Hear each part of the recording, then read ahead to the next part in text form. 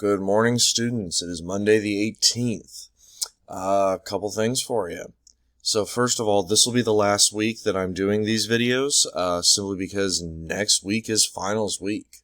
So I'm going to be signing off to make sure that I have time to do all the work that I need to get done so that your grades are turned in.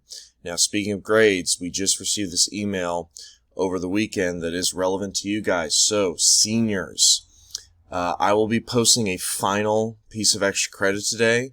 You need to get it to me by the 20th. So that's 2 days, meaning that you can turn this into me sometime today, tomorrow, at the latest on Wednesday.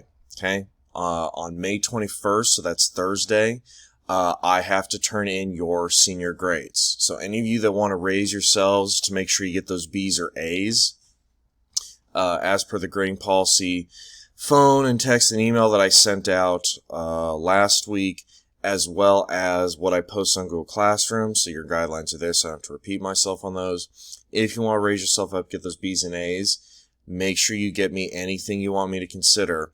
And on Thursday, I'm going to be spending the day getting the grades done. For sophomores, you guys have a little more time. They're recommending the cutoff is the 25th, which is next Monday. So same thing, I'm going to give you guys a final bit of extra credit you can do this week, and you can get it and anything else you owe me up until next Monday. After that, your grades are not going to be due until the 29th, which is next Thursday, but I will be doing your grades as soon as possible. So Monday the 25th is the cutoff, and then Tuesday, I will be doing your grades and submitting them just to get them done so I don't have to worry about it. Excuse me. Alright, so let's go ahead and get into it. The first thing I've got for you guys is a very long article. I'm not even going to deny it. This one's actually pretty long, even by my standards for a morning news read, but it gives a detailed narrative of the outbreaks and responses in New York and California. So you get to see this very different story of how both places, the two most economically important parts of the United States and the two most populated, including some of the most densely populated cities, and how the virus played out differently in each spot.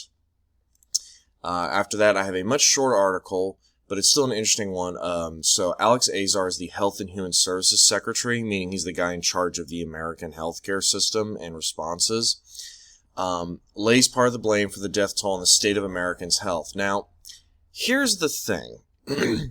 I don't have a particularly high opinion of Alex Azar. He's another one of those appointees that doesn't really have any of the actual background, education, or skill set that would normally be, necessary to be the Health and Human Services Secretary, excuse me. But the conversation he has is interesting because he blames it on the state of Americans' health, including the fact that minorities, especially African Americans in America, tend to have poor health. Now, he does make this statement that is an unfortunate legacy in our healthcare system that needs to be addressed. And it's an interesting conversation because on the one hand, the way he said it really did come off like he was blaming Americans for being unhealthy, which, isn't really helpful at the moment, but he's not technically inaccurate. So it's kind of one of these things where it's like, you're not wrong, but you really should have said it differently kind of scenarios, in that Americans do, as an overall group, have relatively poor health compared to the rest of the world, and because of issues of systemic racism and economic racism, minorities in America especially suffer from poor health conditions. And it's not really their fault. It's not even necessarily Americans' fault as a whole, because there's a whole bunch of issues about how the American system rewards poor food and industrial, chemically induced foods, as opposed to better quality that we see in other countries. There's a lot of historic stuff, there's a lot of economics, there's a lot of politics, so it hits all my teaching classes. And I don't have time for that because that's like an hour-long lecture. But basically, I just want to include this and give you guys the caveat that the points he's making are not necessarily wrong, but he really should have made them in a slightly different way. All right, for econ specifically, we have a very brief, it's just a single paragraph right here, description of how the Dow futures surged 600 points when the pharmaceutical company Moderna said that they saw some success. Now, here's the thing. It says some success with a vaccine candidate, meaning they don't have a vaccine. Nothing has actually happened. They don't have a cure or anything. But the fact that it surged 600 points is just another good demonstration of how the stock market is volatile based on people's hopes and dreams and fears rather than reality. Because in reality, nothing has actually changed, but we see this massive surge under the hope that this will turn out to be a successful vaccine candidate and will get released relatively quickly. So there's your example of the irrationality of the market. For my sophomores, just a small thing for you guys here with some links about the newly released Artemis Accords. I may mention them a week or two back, but we now have more details on them. So the Artemis Accords are the guidelines on space exploration going forward, is the idea. That they're essentially an international agreement, excuse me, this is early morning, international agreement on how all of this stuff should work going forward, how countries should share space. And this is world history because it's really a legacy of the Cold War and how the United States and the Soviet Union were in the space race, which you guys should have read about last week or something. It's hard to keep track these days. No, 2 weeks ago it would have been. So this is kind of this interesting revival modernization of this, how we've gone from competition and spying to a much more cooperative methodology. And lastly, guys, the game I was playing over the weekend, a piece of entertainment for you guys. This is a fun little game called Into the Breach.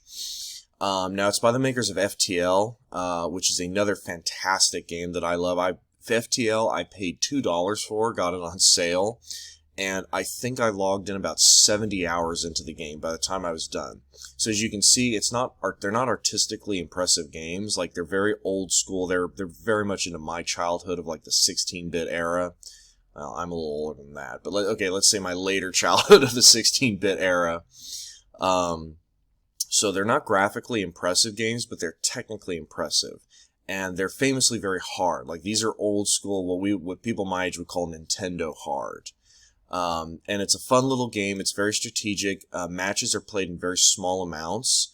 So it's not a large time commitment. I think a single playthrough of the game is anywhere from, depending on how fast you work, anywhere from 30 minutes to an hour. And that was true of FTL as well. Like, if you need to pause a lot, it takes longer, but if you're quick thinking, if you're moving, if your brain is running on full speed, they're very quick games. And these are high replayability games. That's what these are for, is you play with different loadouts, different kits, as you, to the description here, control powerful mechs from the future to defeat an alien threat.